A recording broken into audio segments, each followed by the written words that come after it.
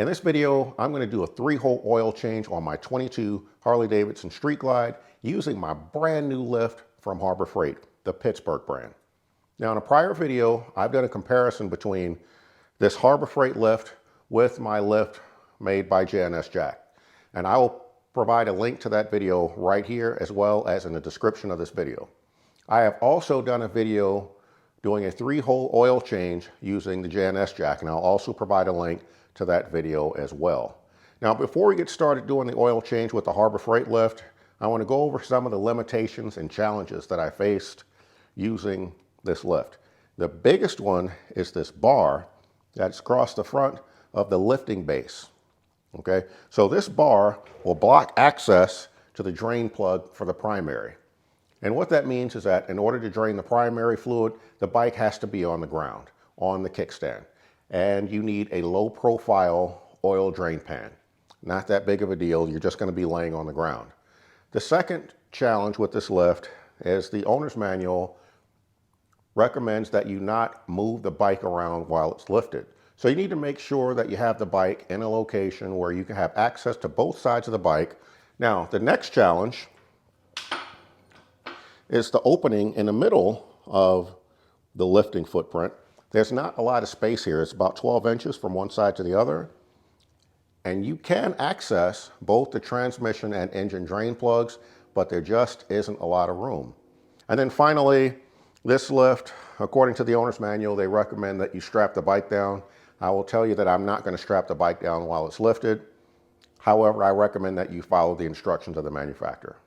All right, let's get into it. I'm going to loosen the drain plug enough so that I can unscrew it by hand.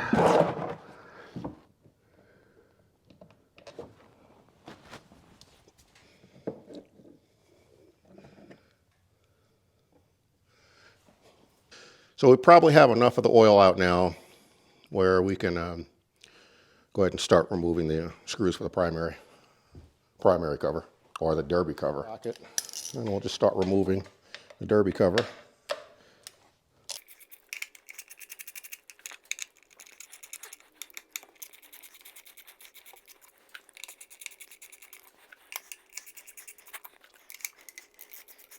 I generally move the top one last, just so that it holds the derby cover in place.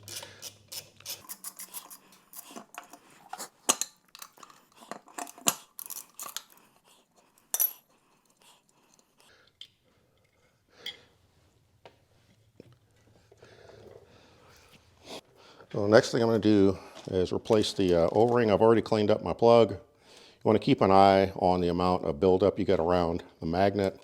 If you end up with an excessive amount of buildup, you may need to take it into a dealer to have it inspected. And I'm going to take a new O-ring and slide it around the plug. And at this point, we can go ahead and reinstall the plug.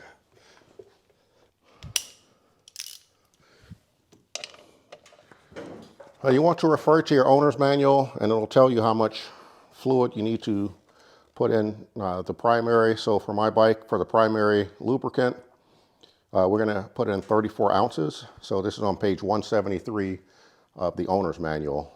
So I've got the funnel. You can pick these up from Harley Davidson. They also sell funnels like this on Amazon, or you can use another funnel as long as you can get the oil in there without spilling. These are just very easy to use. So a quart of oil has 32 ounces, so we're going to have to put a full quart plus another 2 additional ounces to refill the primary.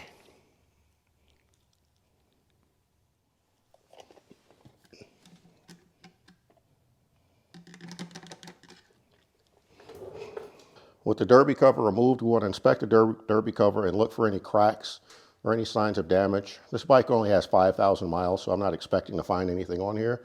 So I'm not going to replace the gasket on the derby cover at this time. Maybe in the next oil change.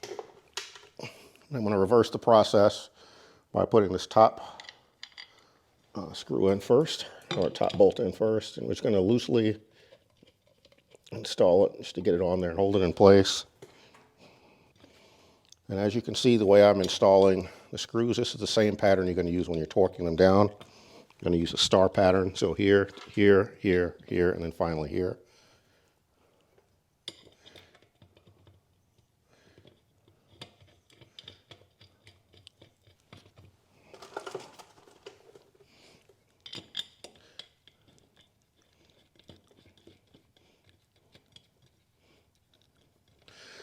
Again, refer to your owner's manual for the exact torque specifications.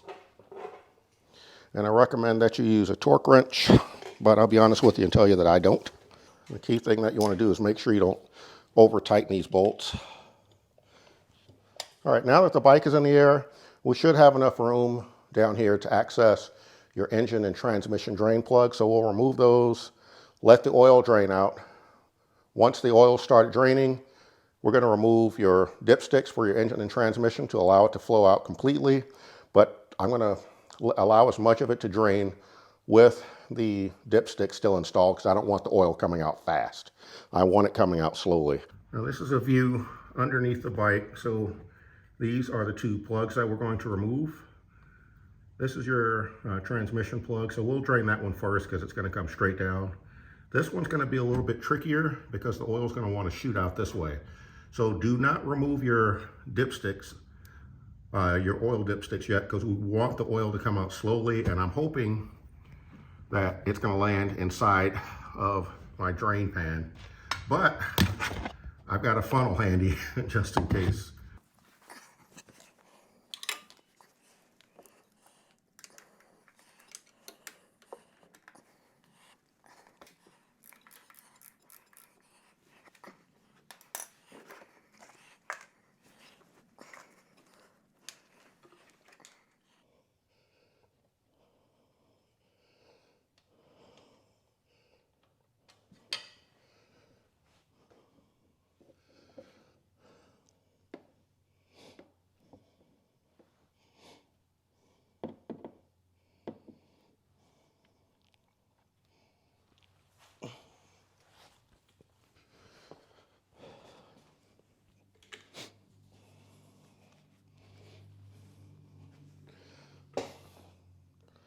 Now while that's draining, we can go ahead and remove the dipstick for the transmission to make sure we get all of the oil out.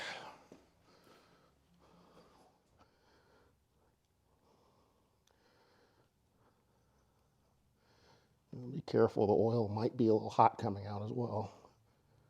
All right, here we go.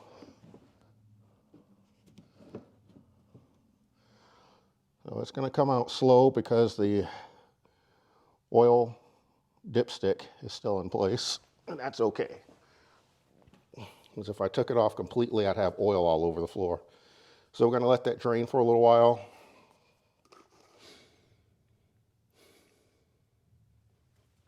At this point, we can go ahead and remove our oil filter, and that will allow the rest of the oil to drain out of the bike. I have my oil filter funnel here. There's a hose that comes with it. I've lost it, so I just use a cup to catch the oil. But the first thing I'm going to do is poke a couple of holes in the filter to let the oil drain out of the filter before I remove it.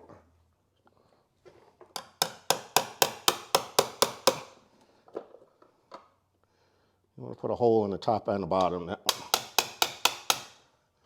will allow the oil to run out.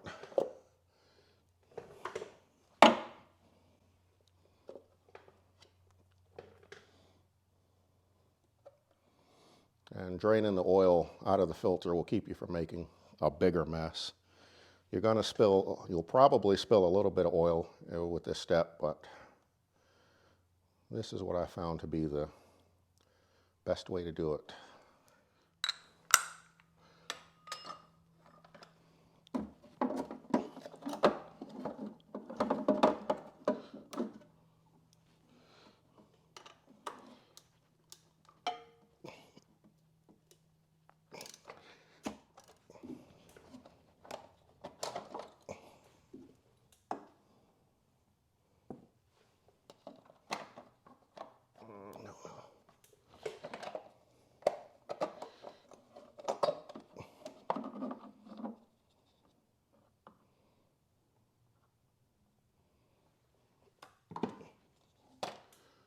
And look at that. That's how much oil we saved ourselves from spilling on the floor.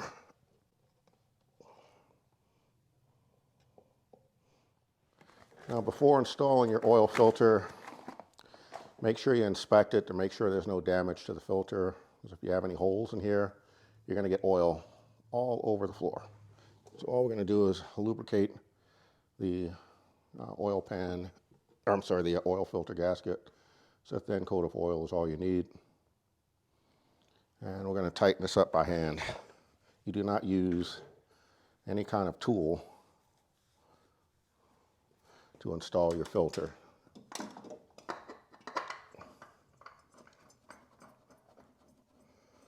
I'm going to turn it until it makes contact and maybe get about another half turn after that.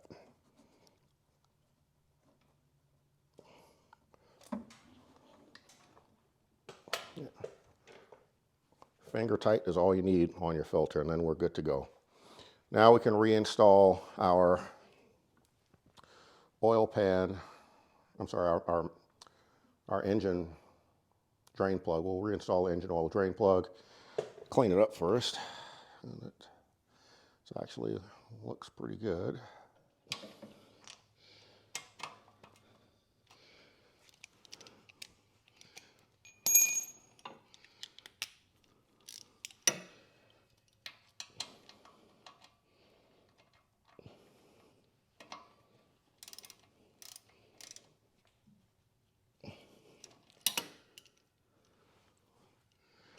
Okay, at this point, we're ready to go ahead and put in some fresh oil. Now again, check your owner's manual because it gives you step-by-step instructions on how much fluid you need to put in your bike. But for my bike, we're gonna put 4 quarts of engine oil in. So we'll go ahead and do that now. We'll do the engine oil, and then we'll do the transmission. So the transmission lubricant, we want to add 28 ounces. So grab a first quart. So 28, this is 32 ounces and a quart.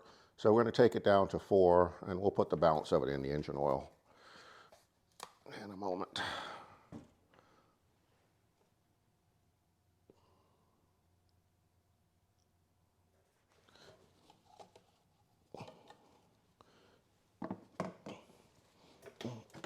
At this point, we can go ahead and reinstall both dipsticks.